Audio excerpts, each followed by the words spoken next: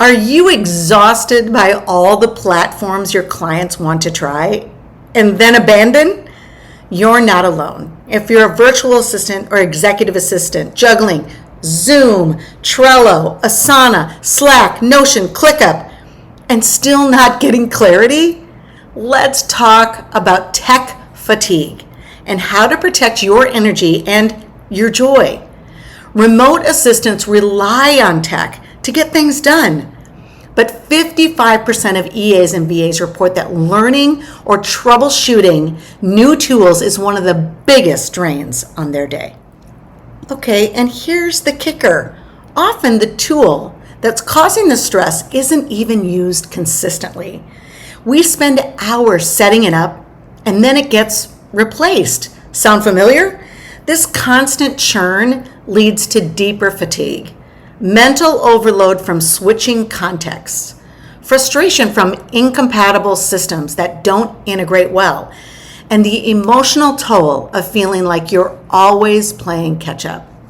You're not just learning tools, you're debugging glitches, training clients on them, and dealing with the fallout when they fail, all while your core VA duties pile up.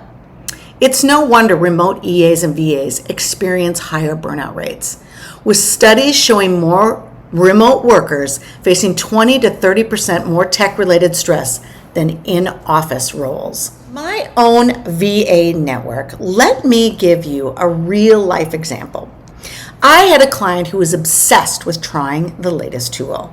He decided, let's switch to Notion. It will streamline everything.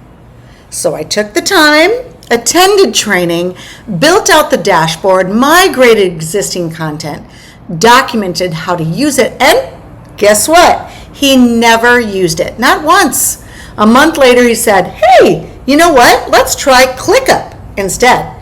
But it didn't stop there. Next came Airtable for databases, then Monday.com for project tracking. Each switch meant late nights, reformatting data, relearning interfaces, and explaining the why to skeptical team members. I felt drained, not just from the hours invested, but from the sense of futility. My joy is helping clients achieve momentum was overshadowed by this endless tech treadmill. And I realized something very, very important. The tool isn't what creates the transformation. Using the tool is. Otherwise, it's just noise that amplifies fatigue and steals your spark. Here is why this tool hopping kills your joy. You end up doing double or triple the work, migrating data repeatedly and fixing integration issues. You become the unofficial tech support, fielding constant questions and troubleshooting, which pulls you away from the strategic support. You lose the joy that comes from actually supporting and streamlining your client's workflow. As your days fill with reactive tasks instead of proactive impact, the cognitive load is immense. Studies from the American Psychological Association highlight how frequent task switching from multiple tools reduces efficiency by up to 40%, leading to decision fatigue and emotional exhaustion. It's not the tools, it's the expectations, the setup, and the follow-through that make or break the experience. And when you're overwhelmed by tech chaos, it's harder to focus on what really matters: your presence, your strategy, your strengths.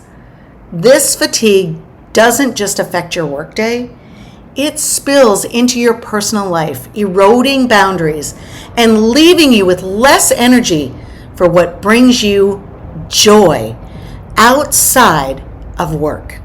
Joyful boundaries around tools. Here's what I now recommend to my coaching clients. Number one, evaluate tools quarterly, not weekly. Every new tool has a learning curve, so push for stability before switching. Number two, ask, what problem are we solving? Don't jump platforms unless the real pain point is identified. Number 3, align with joy. If a tool makes your workflow more joyful, smoother, faster, more human, lean into it. If it creates frustration, have the courage to speak up. Tech fatigue is real, and so is burnout. Number 4, set tech limits.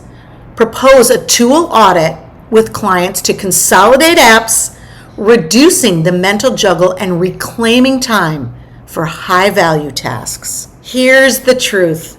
Tools are only great if you actually use them. And the real value you bring as a VA or EA isn't in mastering every platform. It's in helping your client find ease, clarity, and momentum. If this resonates, drop a comment below. Which tool has helped or hurt your joy lately? And if you're ready to learn how to protect your time, protect your energy, and joy in this wild remote world, we're diving into it in my Joyful VA coaching program. Link below to join us. Joy isn't optional. It's strategic. Let's build from that. Keep sparkling. Clap along if you